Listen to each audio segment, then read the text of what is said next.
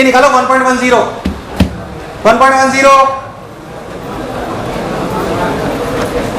अरे राम लालो 1.10 1.11 पढ़ा रहा हूं, थ्योरी लिखी हुई है अच्छे से, समझ। Brilliancy of diamonds, brilliancy of, याद कर मैंने इसके बारे में बोला था और मिराज के बारे में, दोनों के बारे में बोल चुका हूं मैं शायद। पढ़ लो एक बार जल्दी सब लोग, कोई तकलीफ है पूछो, जल्दी से पढ़ा लो।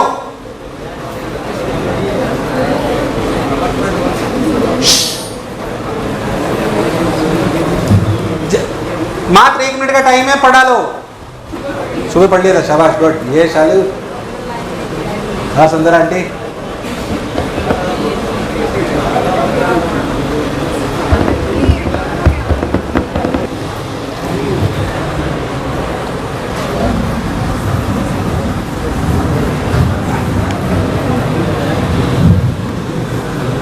हाँ भाई, लाया ही नहीं, टेक्नोलॉजी का यूज कर रहा है।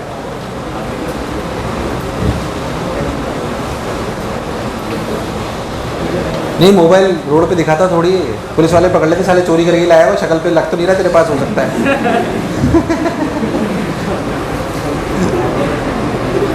ब्रिलियंसी ऑफ डायमंड्स मैंने आपको बताया था, 22.4 डिग्री क्रिटिकल एंगल होता है, अलग अलग एंगल पे गिरती है, क्योंकि क्रिटिकल एंगल कम होता है तो कह रहे अंदर ही ट्रेवल करती रहती है, अंदर ही ट्रेवल करती रहती है, तो अलग अलग पॉइंट से, कुछ पॉइंट से ऐसे होते हैं जहां से वो बाहर, इसलिए हमें ब्रिलियंसी ऑफ डायमंड नजर।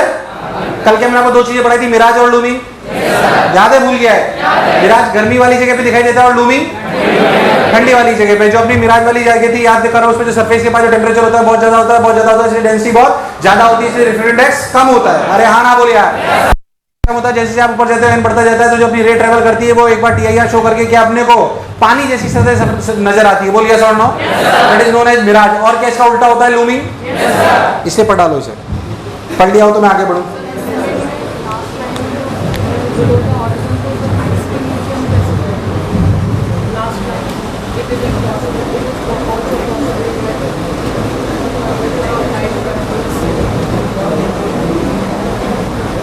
वो ओरिजिन उसने ऊपर वाला लिया है, हाँ कंफ्यूज हो गया फिर।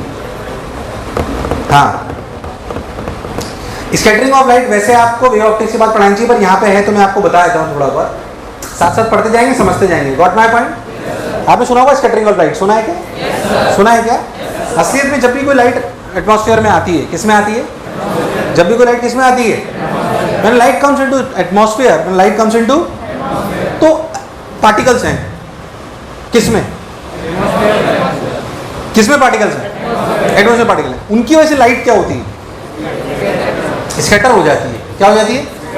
अब एक्सपेरिमेंट्स ये कहते हैं कि स्कैटरिंग कितनी होगी, स्कैटरिंग कितनी होगी, ये वास्तविकता में कई फैक्टर्स पर डिपेंड करती है। जो पार्टिकल है स्कैटर करने वाला, उसकी वॉल्यूम क्या है, जो एम्पलीट्यूड है वो क्या है, एम्पलीट्यूड किसका, जो लैम्डा, किसका लैम्डा, लाइट का, वो क्या है, बोलो क्लियर है? कितनी दूरी पर आप स्कैटरिंग मेजर कर रहे हैं। जैसे आपको इसमें फॉर्मूला लिखा हुआ है, देखिए आप, A = AV/R लैम्डा स्क्वायर। इस फॉर्मूले को समझने का प्रयास करें। R = A = देख फॉर्मूला क्या लिखा हुआ, देखना ध्यान से, A = AV/, अब तुम्हें थोड़ा बहुत ज्ञान आना चाहिए। तुम्हें पता हो तो इंटेंसिटी का फॉर्मूला होता है 2πa² μv ρv। कभी वेव पढ़ी हो तो, अच्छा ये तो सुना होगा, intensity directly proportional to amplitude के स्क्वायर, ये तो जानते हो? अरे हाँ ना बोले यार। अब एक्चुअली क्या है, ये बोला गया कि मान लो एक वेव थी ऐसे, जिसका एम्पलीट्यूड A था, कितना था? थोड़ा आगे की चीज पढ़ा रहा हूँ, पर क्योंकि आगे इसे पढ़ लेते, पढ़ सकते हो, समझ सकते हो, एक साथ क्लैरिटी आ जाती है। A वेव आ रही है, क्या आ रही है? A वेव, A एम्पलीट्यूड की वेव आ रही है। यहाँ पे मान लीजिए कोई ऑब्स्टेकल है, जैसे एयर में होता है, जैसे मान लीजिए इसकी ऑब्स्टेकल की वॉल्यूम है V, कितनी है? V। क्या ये लाइट इससे स्कैटर हो जाएगी? हाँ, ये इससे स्कैटर हो जाएगी। अगर ये नहीं होता तो सीधी जाती। अब ऐसा समझो कि मैं इससे R दूरी पे ऑब्जर्व कर रहा हूं, तो इस वेव का कुछ हिस्सा यहां पे आएगा। वो जो हिस्सा आएगा वो उसी एम्पलीट्यूड का होगा या कम का? कम का, क्योंकि इंटेंसिटी। तो ये R दूरी पर जो वेव आ रही है, यानी इसका जो स्कैटरिंग वाला हिस्सा है, स्कैटर क्यों हुआ? क्योंकि अगर ये नहीं होती तो सीधी जाती। पर इसी वजह से टिक टिक। तो बोला गया ये जो ये है ये ए है, ये ए पेरेंट वेव का एम्पलीट्यूड है v। मुझे ऐसा लग रहा है मैंने गलती कर दी है पकड़ के। v or lambda wavelength. बोलो क्लियर? अब मान लो व्हाइट लाइट आ रही है, तो प्रैक्टिकली सोचो हमारे लिए ए व्हाइट लाइट आ रही है, उसमें सारे कलर हैं। अब ऐसा माना गया उनका ए सबका सेम है, ये उनका आर दूरी पर सेम है, जो पार्टिकल है उसका वी भी सेम है, सबका क्या अलग है? तो सोच जो यहाँ इंटेंसिटी आपको मिलेगी क्या वो directly proportional to a square होगी? डायरेक्टली प्रोपोर्शनल टू, और बाकी सब कांस्टेंट मान लें तो that is directly proportional to 1 by lambda की पावर 4। अरे यार, तो जो स्कैटरिंग ऑफ लाइट होती है क्या होती है? कितनी इंटेंसिटी स्कैटर करेगी? डायरेक्टली प्रोपोर्शनल होती है 1 बाय लैम्डा की पावर 4। 1 बाय लैम्डा की पावर, अरे नहीं आया, 1 बाय लैम्डा की पावर 4 तो ऐसे लिखा जाता है विबग्योर। तो सोच यहां से लेकर यहां तक वेवलेंथ बढ़ी घटी? वेवलेंथ बढ़ी तो इंटेंसिटी घटी, मतलब यहां पे लाल कलर की इंटेंसिटी सबसे, तो सबसे सीधे ज्यादा किसकी होगी? लाल की। अरे यार, इसलिए सिग्नल लाल से भेजते हैं। अरे भाई, सिग्नल भेजना सीधा। सब कौन सा सबसे कलर है जो सबसे कम डेविएट होगा? अरे यार, तुझे इसलिए कहते हैं ना लाल कपड़ा। अरे यार, सिग्नल क्या चीज? इसलिए लाल से भेजते हैं, ये कारण है। अगर तुम्हें नहीं आया सोच लो। ये बेसिकली कहानी है स्कैटरिंग की, बेसिक कहानी जो अपने को समझ में आनी। That is why we use red colour for signals, that is why we generally use laser beams red. Laser beam सीधी एकदम खुपा, बिल्कुल सीधी कौन जाएगी सबसे? रेड, क्योंकि सबसे कम वो स्कैटर, सबसे ज्यादा स्कैटर कौन करती है? अब इसी कारण से हमें स्काई ब्लू नजर आता है, हमें स्काई, वो मैं आपको समझाता हूँ। पहले मैं आपको बताता हूँ, वहां तक पढ़ो, यहां तक पढ़ लो। ये present in the incident radiations.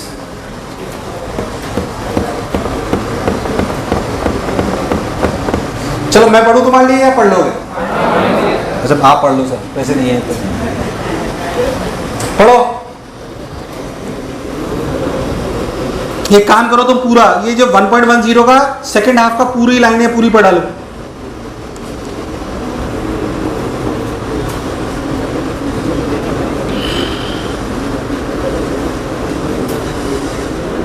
ये थोड़ा जेई मेन टाइप का पोर्शन है। चलिए मैं एक बार आपके लिए पूरा पढ़ देता हूं ताकि आपको अच्छे से समझ। Scattering of light, most of the beautiful phenomena like blue colour of sky, white colour of clouds, अभी एक्सप्लेन करेंगे आगे, don't worry. Red hues of sunrise and sunset have been explained in terms of scattering of light. सब समझाऊंगा मैं ये चारों phenomena. As sunlight travels through the Earth's atmosphere, it gets scattered by the large number of molecules present in the atmosphere. Scattering presents basically change in the direction of light. Lord Rayleigh was the first to study scattering of light from air molecules. Lord Rayleigh क्या है? Scientist. क्या है formula पूरा समझ में आया? A equals to AB by R lambda square। नीचे आ जाते हैं। As intensity of scattered light varies directly as square of amplitude of scattered light, therefore IS is directly proportional to 1 by lambda की power 4। उसी से मैंने समझाया सबसे ज्यादा कौन सा कलर स्कैटर करता है? Violet, और सबसे कम रेड। कंफ्यूज ना हो। That is, intensity of scattered light varies inversely as the fourth power of the wavelength of light. These conclusions were verified experimentally. Tyndall effect आपने पढ़ा होगा केमिस्ट्री में, सुना है क्या? Tyndall effect कभी सुना होगा शायद, किसमें? Rayleigh established further that वो याद है वो डिडी के अंदर करता है, मॉलिक्यूल को रे को डालते हैं सॉल्वेंट में। अरे तुम्हें यार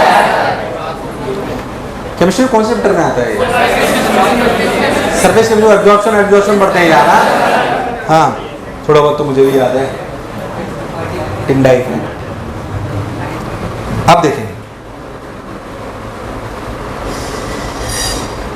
Rayleigh established further that the rays do not undergo any change in wavelength or scattering। उन्होंने एक बात और बोली Rayleigh साहब ने, क्या बोली कि स्कैटर करने पे क्या चेंज होता है? एम्पलीट्यूड की वेवलेंथ चेंज। बोलो क्लियर है क्या?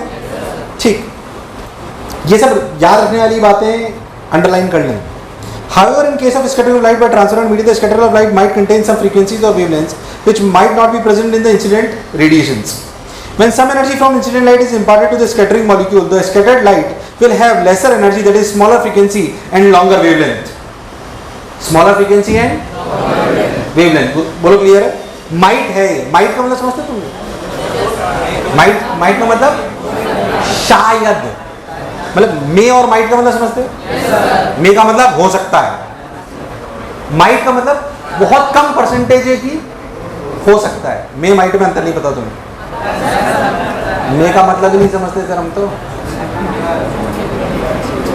On the contrary, when the scattering molecule is in a higher energy state, on the contrary, when the scattering molecule is in higher energy state before the collision, then after the collision some energy is received from the scattering molecule. The scattering light have higher energy, that is longer frequency and shorter wavelength. उसने basically ये बोला है कि ऐसा कभी कभी होता है, माइट बोला है इसलिए उसने, कि कभी कभी ऐसा होता है कि जो पार्टिकल है, क्या है पार्टिकल, वो अगर पहले से वाइब्रेट कर रहा है, वो अगर पहले से हायर एक्साइटेड स्टेट में, किसमें, तो आने वाली जो एनर्जी है, हो सकता है कि ये एनर्जी की वजह से, इसके हिलने डुलने की वजह से इसको भी कुछ और एनर्जी, तो हो सकता है कि स्कैटरिंग वाली जगह आपको थोड़ी सी एनर्जी और, पर ऐसा होने की संभावना है बहुत।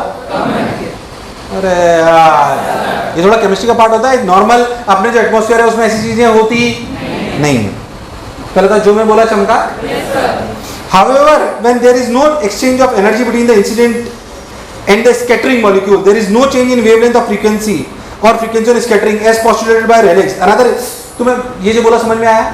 बेसिकली हम जो पढ़ेंगे उसमें हम जो लाइट आई और जो यहाँ लाइट मिली, उसकी फ्रीक्वेंसी और वेवलेंथ में चेंज, वेवलेंथ और फ्रीक्वेंसी में चेंज आपके लिए बेसिकली यही कोर्स में। वैसे तो जो बीच वाला पैराग्राफ है थोड़ा एक्स्ट्रा है, उसमें ये बोला गया है कि अगर मान लीजिए जो मॉलिक्यूल है जो स्कैटर कर रहा है, जो स्कैटर वो भी हिल रहा है, वो भी अगर, हाँ बाहर देख लो, वहां देख ले, हाँ मतलब मैं बढ़िया चीज पढ़ा रहा हूं, उससे कोई लेना देना,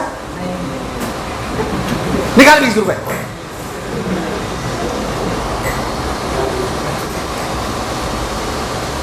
अगर मेरे से किसी ने नजरें हटाई, आंखें निकाल के गोटियां खेलनी है मैंने। मेरा दूसरा नाम गोटिया भी है।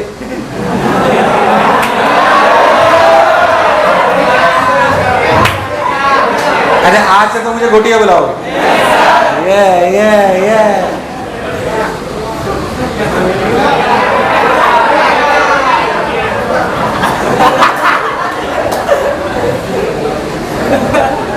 तो पढ़ने में कोई दिमाग, जाऊं फिर मैं, तो यहाँ जो लाइट आई उसमें और इसमें, अगर इसमें कोई वाइब्रेशन नहीं है जो नॉर्मल लाइट में हम समझते हैं, तो इसकी फ्रीक्वेंसी और वेवलेंथ में कोई अंतर, पर अगर इसमें भी वाइब्रेशन है जो मॉलिक्यूल स्कैटर कर रहा है, तो इसकी फ्रीक्वेंसी बढ़ भी सकती है और इसकी फ्रीक्वेंसी, पर हमारे लिए उससे कोई लेना देना। बीच वाले पैराग्राफ में बोला गया है, बोलो क्लियर है ना, पर अपने को ध्यान नहीं देना, थोड़ा सा एक्स्ट्रा टाइप है। तो however, when there is no exchange of energy between the incident light and the scattering molecule, there is no change in wavelength or frequency or scattering as postulated by Rayleigh. Another important factor is in scattering is relative size of the wavelength of light and the scatter typical size x. For x less than lambda, x क्या चीज है देखो, x size है किसकी, जो या तो ये बेसिकली थोड़ी बात पढ़ता है डाइफ्रैक्शन में, या अगर मैंने आपको पढ़ाया था वेव ऑप्टिक्स अपन तब पढ़ेंगे जब क्या कंपेरेबल होगा, जब क्या होगा, तो अपन डाइफ्रैक्शन में तब पढ़ेंगे, तो कुछ वैसी बात है। खैर, तो another important factor in scattering is relative size of the wavelength of light and the scatter of typical size से x.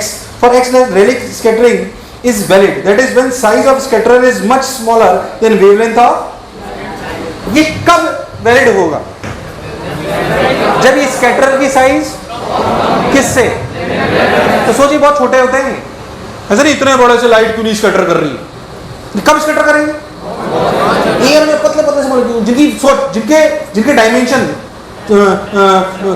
6000 एंगस्ट्रॉम से भी, 6000 एंगस्ट्रॉम बड़ी क्वांटिटी, छोटी वो लाइट को स्कैटर करते हैं। ऐसे नहीं पत्थर रख दिया लाइट, अरे यार, बेसिकली डाइफ्रैक्शन स्कैटरिंग तभी वैलिड है, तभी, बल्कि सही बताऊं रेले क्राइटेरिया लगभग उन पार्टिकल्स के लिए होता है जिनके डायमेंशन लगभग बराबर होते हैं, लगभग और लेस देन हो, बराबर हो और डाइफ्रैक्शन और स्कैटरिंग में थोड़ा सा अंतर है। जो आप डाइफ्रैक्शन पढ़ोगे, पता नहीं कौन सी बातें कर रहे हो सर आप, डाइफ्रैक्शन पढ़ोगे ना, डाइफ्रैक्शन तब दिखाई देता है इफेक्टिवली जब ऐसी चीजों से पास करें जिनके डायमेंशन कंपेरेबल हो। कैसे हो? और स्कैटरिंग तब होती है जब काफी छोटे, अरे यार, जब काफी छोटे। Got my point? चलिए, relic scattering is valid that is when the size of scatter is much smaller than the wavelength of light. IS is directly proportional to 1 by lambda की power 4, ये लिखा हुआ नहीं है, इसे सही कर लो। IS is directly proportional to 1 by lambda की power 4, वो शायद मिसिंग है। But for x greater than lambda, relic radiance is not valid and all the wavelengths are scattered nearly equal, उसके लिए वैलिड नहीं है। खैर, अब मैं आपको समझाता हूँ, पहले समझाता हूँ फिर पढ़ूंगा। Blue colour of sky, blue colour of sky, उसे समझे। वास्तविकता में क्या है? हमारा सूरज है, क्या है? सूरज में न्यूक्लियर रिएक्शन चल रही हैं और कुछ वर्षों बाद हमारा सन मर जाएगा। ऐसे क्या? हाँ, नो सर, क्या बावड़े है क्या? अभी बहुत तुम्हारे 100-200 जन्म हो जाएंगे तुम्हारे, तब तक जिंदा है, मरो मत। पहले लोग जब मरी जाएगा तो अपन क्या करेंगे फिर? तो पढ़ के क्या करना, क्या कहते हैं? अभी नहीं मर रहा, मतलब कल परसों। तो खैर, तो अपना सूरज वाइट लाइट छोड़ता है, क्या छोड़ता है? अब होता क्या है कि मान लो ये धरती है और ये सूरज है। अब सूरज से एक वाइट लाइट आई सीधी, तूने ऊपर देखा सूरज दिख रहा, वो सूरज है, मान लो सूरज वाइट दिखा कि ब्लू? वाइट की ब्लू? कई ब्लू बोले, जो ब्लू बोले वो पर्सनली मेरे कैबिन में आए अकेले में, ठीक है? आते नहीं हो तुम लोग यार। तो वाइट दिखा बिल्कुल, पर सोच कि तू अगर सूरज की तरफ ना देखे, तू कहीं और देखे, मान ले तू यहां देख रहा है इस तरफ, सूरज इधर, मैं इधर देख रहा हूं, तो मेरी आंखों पे लाइट कौन सी गिरेगी? ब्लू। क्यों? तुझे क्या पता है? तेरी आंखों में वो लाइट गिरेगी जो सूरज से ऐसे जा रही थी पर स्कैटर होके यहाँ आई। अरे यार, यहाँ से स्कैटर होके आई, यहाँ से स्कैटर होके आई। तो विबग्योर में सबसे ज्यादा स्कैटरिंग कौन से कलर की? इन तीन पीछे की, इन तीन पीछे का combination, violet, indigo, blue, blue ही होगा। अरे यार, जो कलर आपको स्काई का नजर आता है, जो कलर आपको स्काई का एटमॉस्फेयर ऑफ द अर्थ की वजह से, क्योंकि अगर आप स्पेस में जाके देखोगे, मान लीजिए आप अपना 80 किलोमीटर 90 किलोमीटर का अपना वो है एटमॉस्फेयर, उसके बाहर जाके देखोगे थोड़ी ब्लू दिखाई देगा, डार्क दिखेगा। सूरज दिख रहा है वाइट डार्क, हमें ब्लू दिख रहा है क्योंकि एटमॉस्फेयर के अंदर है हम। कहाँ पे? स्कैटरिंग तो एटमॉस्फेयर करा रहा है। स्कैटरिंग कौन करा रहा है? कौन करा रहा है? अगर आप सोचो आप प्लेन लेके ऊपर चले जाओ 90-100 किलोमीटर 200 किलोमीटर, जहाँ अपना खत्म हो जाएगा कौन? तो आप स्पेस में आ जाओगे तो थोड़ी ब्लू दिखाई देगा, डार्क दिखेगा आपको। अरे भाई, जैसे रात में दिखता है ना, तो एक चमकता हुआ धधकता हुआ गोला दिखेगा सन, और इधर डार्क। हमें अभी ब्लू इसलिए दिख रहा है, क्यों दिख रहा है बोलो? क्लियर है? अरे कभी तो हाँ ना बोलो। ठीक है, तो स्काई अपने को ब्लू नजर आता है, और अगर बहुत तेज धूप हो तो व्हाइट ही नजर आता है काफी हद तक। क्यों? क्योंकि इतना ज्यादा लाइट आ रही होती है कि भाई साहब स्कैटरिंग सभी कलर की होती है, सभी की होती है, तो हमें फिर जो बोला चमका। So that is the reason why sky appears blue to us. Sky appears, पढ़ डालो इसे अब, ब्लू वाला पहला वाला, बस ब्लू कलर पढ़ लिया क्या? अरे कभी तो हाँ ना बोलो। अब सुन, जो आपके बादल होते हैं वो तो व्हाइट नजर आते हैं, बादल सुने नहीं, क्लाउड्स, वो तो व्हाइट की ब्लू, व्हाइट व्हाइट नजर आते हैं ना। पेन चुका है, पेन चुका चुका, हाँ तू भी चुका चुका चुका, मैं कह रहा हूँ इसलिए तू मत सोच। हाँ, तो व्हाइट, क्योंकि क्लाउड्स में ड्रॉपलेट्स हैं, क्या हैं? तो उसके पार्टिकल बड़े हैं छोटे? अच्छा, बड़े तो रेले क्राइटेरिया नहीं लगेगा। अगर x बहुत बड़ा होता है लैम्डा से, मतलब क्या पार्टिकल साइज बढ़ गई? तो उसने बोला था अगर पार्टिकल साइज बड़ी हो जाए तो फिर रेले क्राइटेरिया लगता फिर सब कलर बराबर स्कैटर होते हैं। फिर सब कलर, क्योंकि क्लाउड में बड़े पार्टिकल हैं इसलिए सभी कलर बराबर स्कैटर होते हैं। अगर सब कलर बराबर स्कैटर होंगे तो हमारे आंख पे भी क्या बराबर इंटेंसिटी आएगी? तो हमें ब्लू दिखेगा कि व्हाइट ही? इसलिए हमें व्हाइट दिखता है, इसलिए हमें पढ़ ले।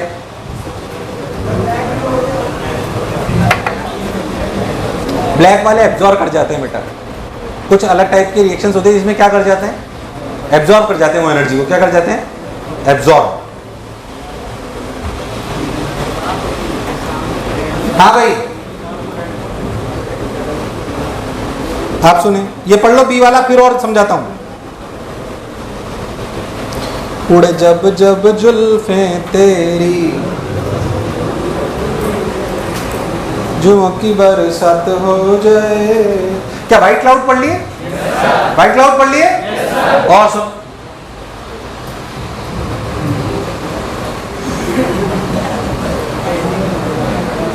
मैं बुरा लगता हूं तेरे को हैं?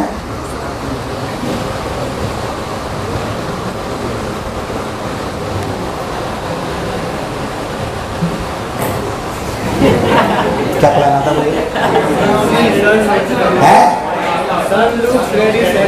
हाँ हाँ सनसेट वाला। कोई खास बात नहीं। मान लीजिए कि जब सन डूबता है, जब सन हमें लगता है डूबता डूबता हो कभी भी। मान लीजिए कि आप यहाँ पर हो धरती के इस कोने पर और सन यहाँ पर, सन इस जगह पे, सन से रोशनी से मान लीजिए आपका अर्थ का बोलो क्लियर। रिफ्रैक्शन की वजह से सन जब नीचे आ जाएगा, सन जब नीचे आ जाएगा, मान लीजिए इसे नीचे आया, तब भी रिफ्रैक्शन की वजह से उसकी इमेज कैसे? अरे भाई साहब तुझे मेरी बात समझ आई कि नहीं आई? रेयर से डेंसर जा रही तो क्या इधर की तरफ शिफ्ट होगी? तो ये सन की अपरेंट इमेज क्या यहाँ नजर आएगी? अरे हाँ ना बोले यार। एक कारण तो ये कि दो सवाल हैं, इसमें कौन सा दिया है? मैं दोनों सवालों के उत्तर दे रहा हूँ कि सनसेट और सनराइज, सन पहले सेट हो जाता है, सॉरी सेट होने की वास्तविकता में होरिजन से नीचे जाने के बावजूद भी वो हमें दिखाई, वो ये कारण है। अरे वो ये और वो राइज होने से पहले ही राइज हुआ हमें दिख जाता है, वो भी यही कारण है। जब नीचे से ऊपर आ रहे होंगे तो यहाँ पर आने पे भी क्या इमेज यहाँ दिखेगी? पर जब नीचे से ऊपर आ रहे होंगे तो क्या यहाँ पहुंचने पर भी इमेज यहाँ आ जाएगी? अरे हाँ ना बोले यार। तो वास्तविकता में जब वो होरिजन से नीचे होता है तब भी हमें दिखाई देने, तो ऐसा बोला जाता है कि राइज होने से पहले ही वो हमें दिखाई। अरे भाई हाँ ना तो बोले यार। दूसरी बात, सन सेट होते वक्त, सन और सन राइज होते वक्त रेडिश नजर आता है। क्या? कैसा? उसका कारण समझे। मान लीजिए अर्थ है, मान लीजिए और ये समझो कि ये इसका एटमॉस्फेयर है, समझो। अब मान लीजिए कि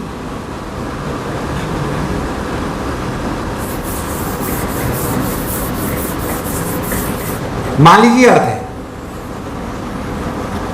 मान लीजिए ये अर्थ है 6400 किलोमीटर की है, 6000, मैं आपको फील के लिए समझा रहा हूँ, 6400 किलोमीटर की। थोड़ी और बड़ी बनाओ। ये आपकी कौन है? अर्थ है। अब इसके ऊपर जो एटमॉस्फेयर का घेरा है वो है 80-100 किलोमीटर। कितना? तो सोच 80-100 किलोमीटर का घेरा इतना ही हुआ बस। तुझे मेरी बात समझ? जब सन यहां होता है तो रे बिल्कुल सीधी आती है। जब सन सेट कर रहा होगा तो यहां कहीं होगा। कब वो एटमॉस्फेयर में ज्यादा ट्रेवल करेगा? जब वो बिल्कुल ऊपर होगा, सेट कर रहा होगा। क्या at the time of setting और राइजिंग, क्या white light coming from the sun travels a lot of distance in the atmosphere? If it travels lot of distance in the atmosphere, then the chances of scattering will be more. Chances of scattering will be more. तो white light जब यहाँ से यहाँ पहुँचेगी, white light जब यहाँ से यहाँ पहुँचेगी, तो कौन सा कलर सबसे कम स्कैटर होगा और सबसे ज्यादा? इसलिए रेड नजर आता है। इसलिए तुझे मेरी बात समझ? Because at the time of setting और rising distance travelled by the rays in the atmosphere is maximum, is therefore chances of scattering is maximum, chances of scattering is maximum. But which colour scatters minimum? Red. That is why sun appears reddish. Sun appears. तो मैं दूर दूर तक मेरी बात समझ आई कि नहीं आई? ये सब जेई मेन वगैरह में आ सकता है, इसलिए समझा रहा हूँ, समझ लो, इससे ज़्यादा की कोई ज़रूरत. बोलो क्लैरिटी आ गई एकदम? पढ़ डालो अब इसको. The sun looks reddish at the time of sunrise. मैंने वो भी बता दिया कि ये क्यों ऊपर नीचे होता है. और ये भी पढ़ लेना, danger signals are red. Danger signals are red. ये तुम ये पढ़ लो पूरा. ओ उड़े जब जब जुल्फे तेरी.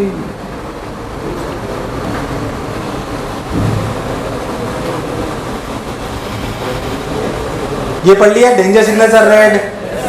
क्या ABCD तीनों क्लियर है? बेसिकली स्कैटरिंग ऑफ लाइट क्या है हम समझ गए. हम उसे क्राइटेरिया को समझ गए कि रेले क्राइटेरिया लगता है जब x लेस देन, और रेले क्राइटेरिया नहीं लगता जब x ग्रेटर देन. अरे भाई हाँ ना बोल. उसकी एप्लीकेशन से बनने पड़ी. रेड लाइट क्यों यूज करते हैं, ब्लू कलर क्यों दिखता है, व्हाइट कलर क्यों दिखता है, हमें क्यों सन जो है रेड नजर आता है सेट होते वक्त, ये सब हमने समझ लिया. अब बात आती है रेनबो की. पूरा पढ़ूंगा, पहले रेनबो को समझ लो. रेनबो देखा है? रेनबो देखा है? सोच लो. रेनबो देखा होगा आपने, 7 रंग आपको दिखाई देते हैं. रेनबो दिखेगा, पहले समझे. मान लीजिए मैं आदमी हूं ही.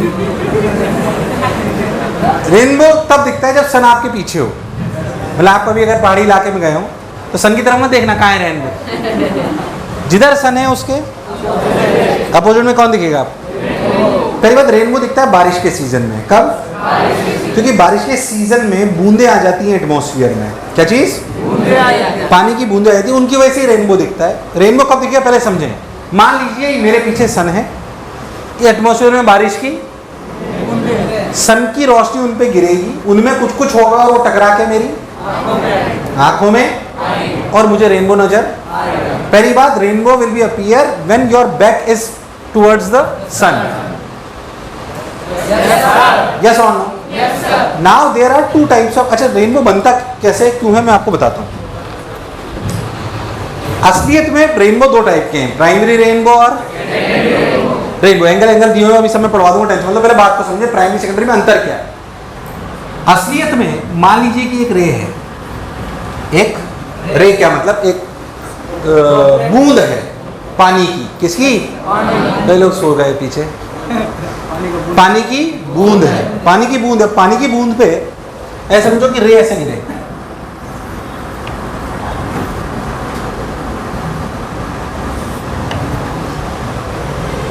अरे हाँ ना बोल. अंदर कितनी बार रिफ्लेक्शन हुआ? मैंने आपको हमेशा बोला था कि भले यहाँ TIR की बात नहीं है, पर क्या हमेशा कुछ रिफ्लेक्शन होता है? और आप यहाँ पर हो तो आपको ये व्हाइट लाइट अलग अलग कलर में दिखेगी. बताता हूँ क्यों. क्योंकि क्या हर कलर के लिए R अलग होगा? वो ऐसे ऐसे आएंगे, वो अलग अलग तरीके से.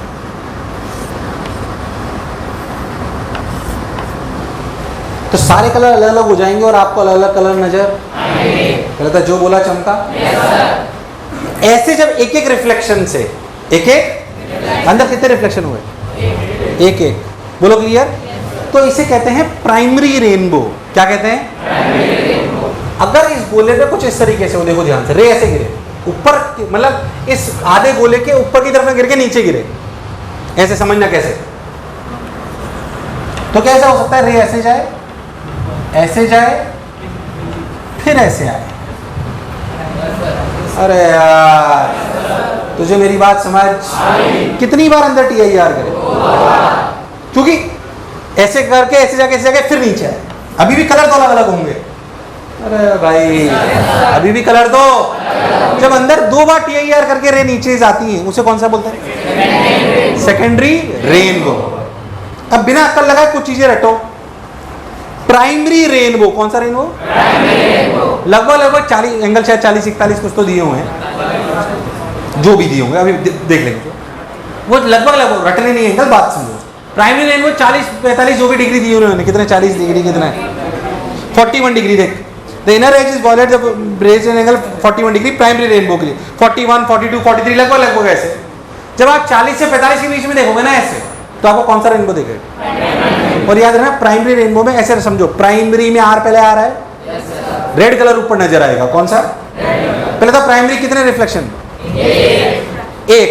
सेकेंडरी कौन सा नीचे होता है, प्राइमरी की सेकेंडरी? प्राइमरी। ये दिखता है 40 से 45 पे, और वो दिखता है 50 से 55। हाँ 55 जैसे मानना है तो 50 के ऊपर। बोलो क्लियर है एकदम? तो नीचे कौन दिखता है? ऊपर कौन? प्राइमरी में ऊपर कलर कौन सा? प्राइमरी में आर। अरे यार हाँ ना बोल। और इसका उल्टा किसमें होता है? सेकेंडरी। कहानी पलट जाती है दो करने से। तो उसमें ऊपर कौन सा कलर होता है? वॉयलेट। अरे तुम्हें नहीं आया? आया कि नहीं आया? सोच लो।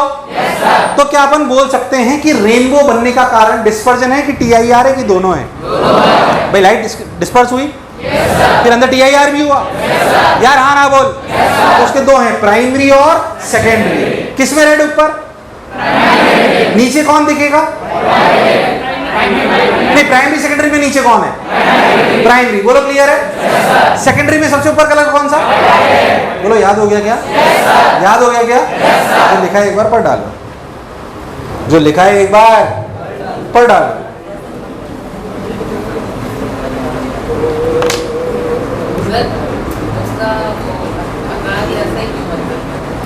क्योंकि आपका विजुअल एंगल ही वैसा है, तेरे लिए, इंसान के लिए ऐसा है।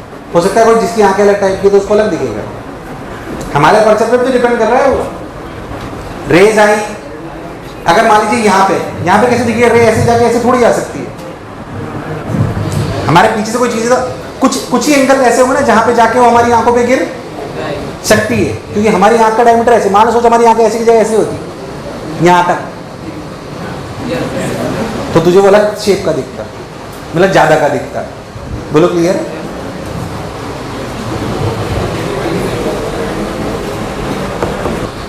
हो गया? ये हो गया। हेडिंग डालिए स्फेरिकल रिफ्रैक्शन। हेडिंग डालिए स्फेरिकल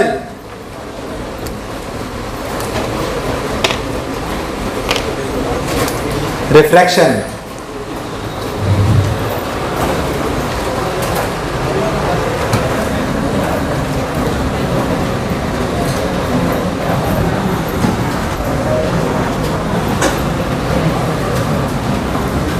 चलिए भाई हेडिंग डालिए स्फेरिकल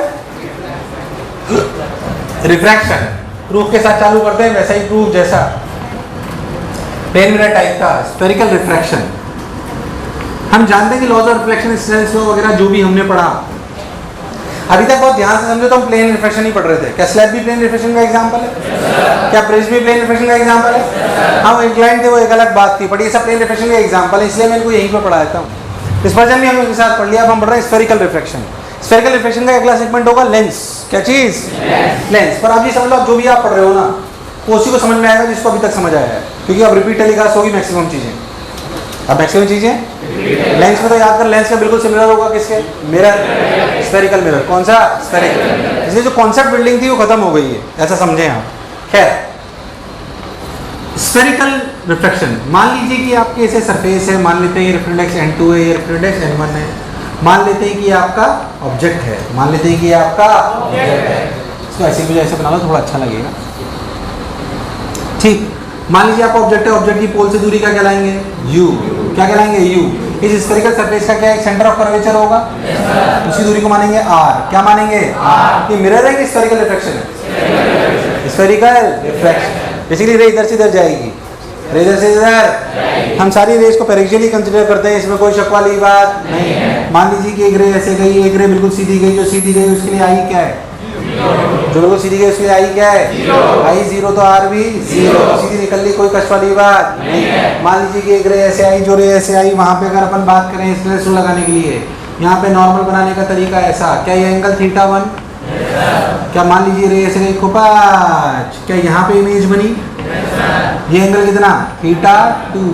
इमेज की दूरी v। इमेज की दूरी b। क्या हम सारी रे पैरेक्सियल कंसीडर कर रहे हैं? पैरेक्सियल कंसीडर कर रहे हैं, मतलब थीटा 1 बहुत छोटा है तो थीटा 2 भी बहुत थीटा 1 थीटा 2 बहुत छोटा है। ये m है, ये आपका पोल है, ये आपका n है। कुछ पुरानी बातें याद आ रही हैं? अरे हाँ ना बोल यार। तो पैरेक्सियल का मतलब है, पैरेक्सियल का theta 1 and theta 2 are small. हाँ ना बोल। क्या alpha beta gamma are also small? क्योंकि क्या ये बहुत पास पास होगी तभी ऐसा होगा। पास पास होगी तो अल्फा बीटा गामा बहुत, तो दिस इंप्लाइज कि alpha beta gamma are small.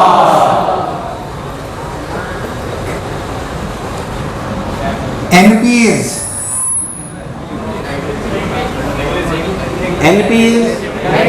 पुरानी बातें बोल।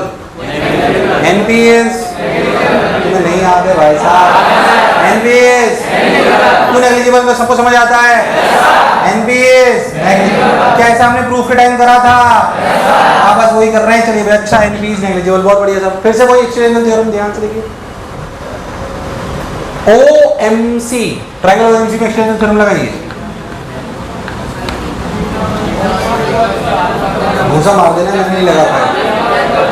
ट्रायंगल OMC में एक्सटेंशन थ्योरम लगाइए। Alpha plus beta equals to theta 1। नहीं आया। Alpha plus beta equals to, अब लगाइए CMI।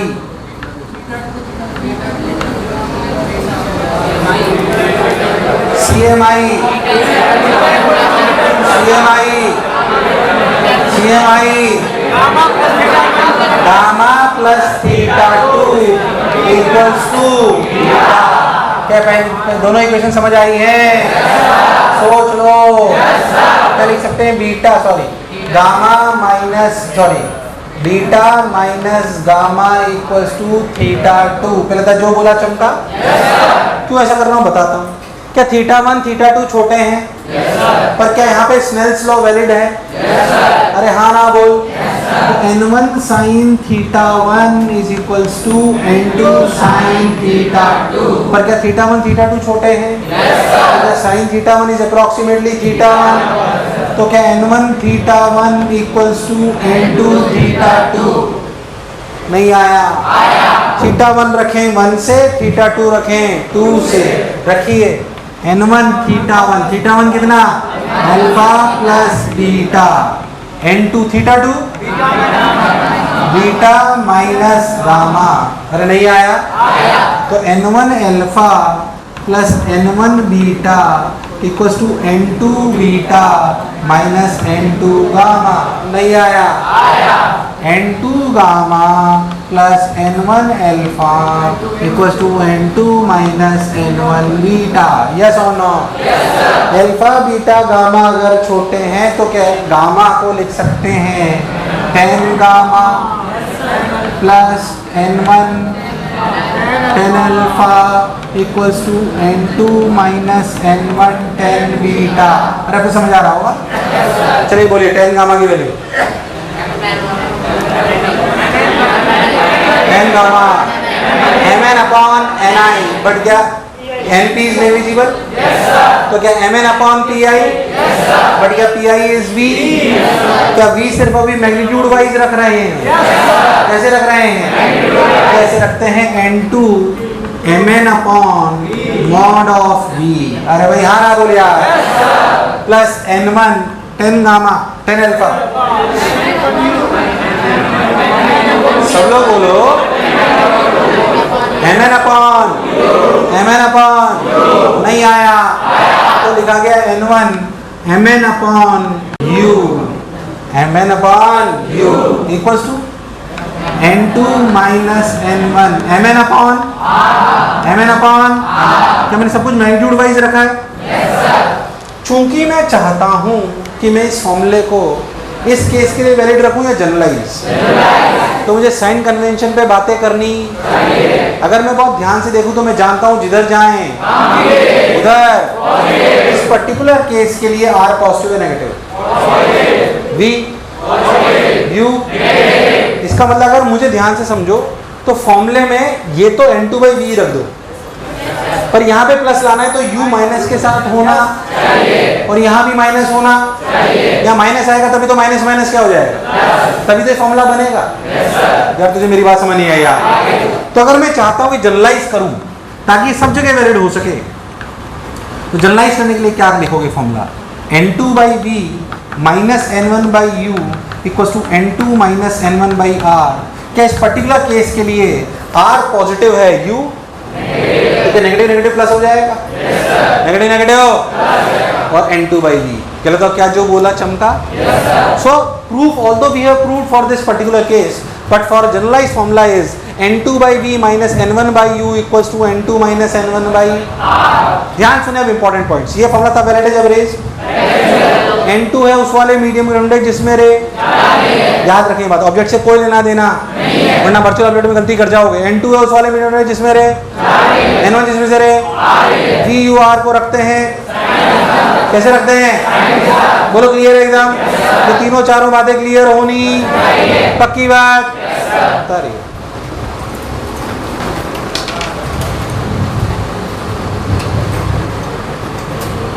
बता लिया तुम लोगों ने, बस अब important point for the above formula लिख लिए। लिखो रे शुड बी पेरेक्सियल, रे शुड बी पेरेक्सियल। लिखिए n2 है उस वाले मीडियम का रिफ्लेक्ट जिसमें रे जा रही है, n1 जिसमें से रे आ रही है। n2 है उस वाले मीडियम का जिसमें रे जा रही है, n1 जिसमें से रे आ रही है। ये तुम्हारी ना,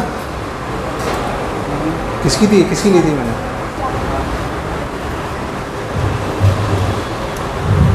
और नेक्स्ट लिखो वी यू आर रखते हैं साइन के साथ, वी यू आर रखते हैं साइन के साथ, ठीक। मैं आपसे छोटे छोटे 2-3 सवाल करा रहा हूँ, सब लोग सही करेंगे, गलत नहीं करेंगे। चलिए मान लीजिए कि ये ऑब्जेक्ट रखा है, यहाँ से 30 सेंटीमीटर की दूरी पर रखा है, ये 1 है, ये 1.5 है, रेडियस 10 सेंटीमीटर है। चलिए इमेज कहाँ बनेगी बताइए। 2-3 सवाल सिंपल सिंपल करा रहा हूँ, सब लोग सही करेंगे, सब लोग सही करेंगे।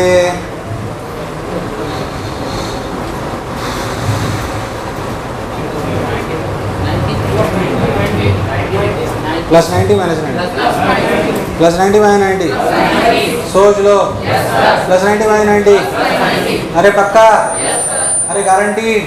चलो बोलो n2, n2, n2, n1, n1, तो n2/v, n2/v निकालना है, n1 is 1/u minus 30 plus 30, correct, equals to 1.5 minus 1r plus 10 minus 10। क्या इधर ही r? अरे हाँ ना बोल, इधर सेंटर है उसके हिसाब से देखना, तो प्लस 10 तो भाई 10 रख दीजिए। सॉल्व करिए, 3/2v equals to 1.5 minus 1 is 0.5 यानी कि 1/20 माइनस 1/30। अरे सही है क्या? 60 एलसीएम लीजिए, 3 माइनस 2 बोल सही है क्या? Equals to 3/2v। देख ध्यान से, ये हो गया 1/60, 1/60 13, v के लिए आई 90, v के लिए कितनी आई? प्लस 90 माइनस 90, प्लस 90 का मतलब किधर? राइट लेफ्ट, राइट का मतलब। अच्छा चलो बोलो, यहाँ तक रे पहुँचेंगी नहीं पहुँचेंगी? पहुँचेंगी नहीं पहुँचेंगी? Real image virtual image, real virtual, real virtual, real virtual. ध्यान से देख, कुछ हाँ समझ गया, कुछ बात सीखने की समझ। जहाँ पर असलियत में मिले रेज उसे क्या कहते हैं? देख v प्लस आया है, मिरर से उल्टी कहानी होती है इसमें v की, बाकी सब सेम। क्यों रहती है? क्योंकि मिरर में तो रे पलट के वहीं चली जाती है, क्या इसमें दूसरी तरफ निकलती है? तो अगर स्फेरिकल रिफ्रैक्शन या लेंस में, दोनों में अगर v पॉजिटिव आए, अगर v पॉजिटिव आए तो रियल इमेज। क्या मिरर में इसका उल्टा था? और v नेगेटिव आए तो? तुम्हें मेरा लॉजिक समझ नहीं आया। स्फेरिकल रिफ्रैक्शन और लेंस में अगर v पॉजिटिव आए, क्या है? तो कैसी इमेज? रियल। और नेगेटिव आए तो? लॉजिक समझ आया या एक बार और बताऊं? पक्की बात? कितने लोगों का सही है सवाल? एक और कर दो मेरे मन की शांति के लिए। कुछ भी ले लेते हैं। वर्चुअल ऑब्जेक्ट ले लूं? वर्चुअल ऑब्जेक्ट ले लूं? अरे सोच लो। वर्चुअल ऑब्जेक्ट ले लूं? चलिए, फटाफट हो जाएगा, पर ऐसी कोई खास बात नहीं है।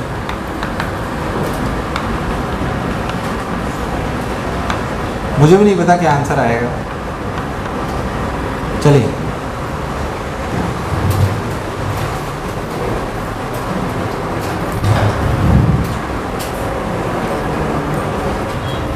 वी क्या है?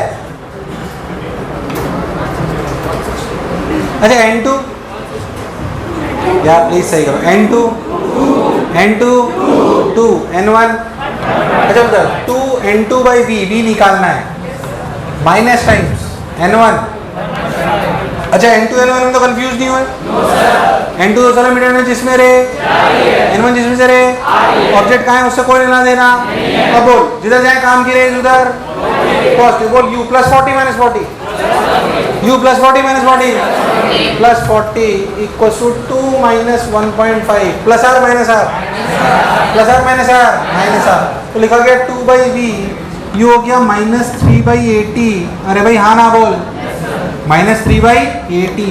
2 माइनस 1.5 यानी कि माइनस 1 बाई 40, यानी कि सही तो है, minus 1 by 40 plus 3 by 80। 80 LCM ले लो, minus 2 plus 3 equals to 2 by v. Minus 2 plus 3 is, मेरे हिसाब से तो 40 आया। 160, सॉरी कितना? प्लस माइनस प्लस माइनस, तो v की वैल्यू 160। 160 का रे ऐसे गई। इमेज कैसी बनी? रियल।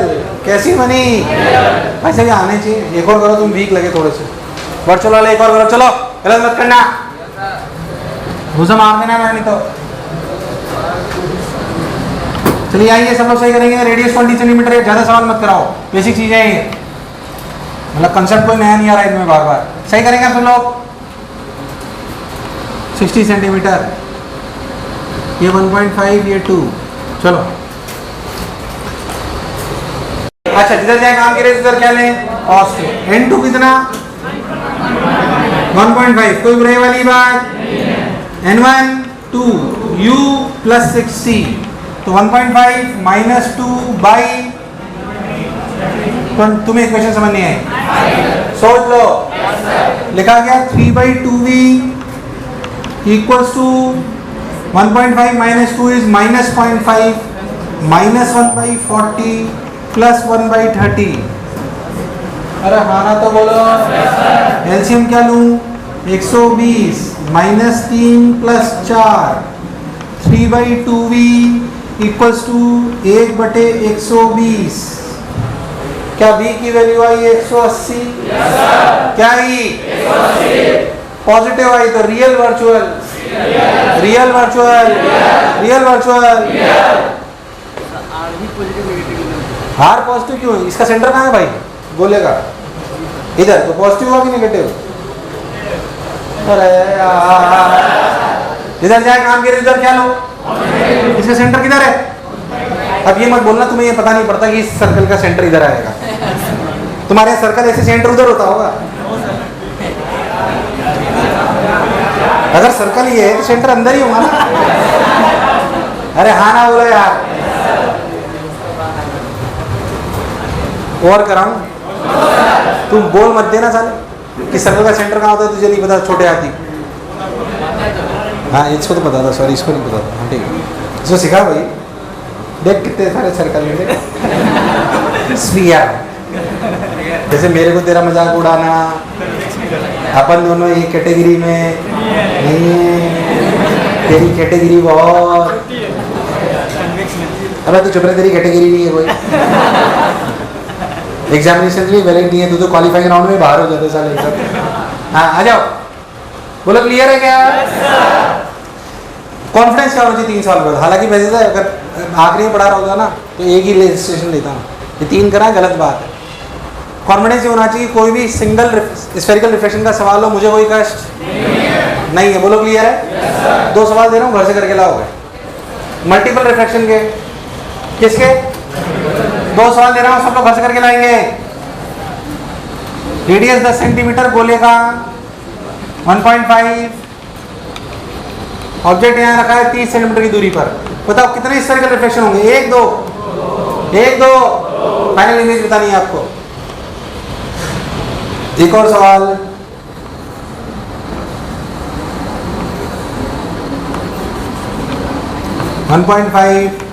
ये रेडियस 10 सेंटीमीटर, ये रेडियस भी 10 सेंटीमीटर, ऑब्जेक्ट यहाँ से रखा है 30 सेंटीमीटर की दूरी पर, ये दूरी है 120 सेंटीमीटर। बताइए दोनों सवालों में फाइनल इमेजेस कहाँ बनेंगी? पहले से जो इमेज बनेगी वो दूसरे के लिए क्या होगी? अगले टर्न पे आते ही ये सवाल कराऊंगा। तब तक के लिए विदा लेते हैं।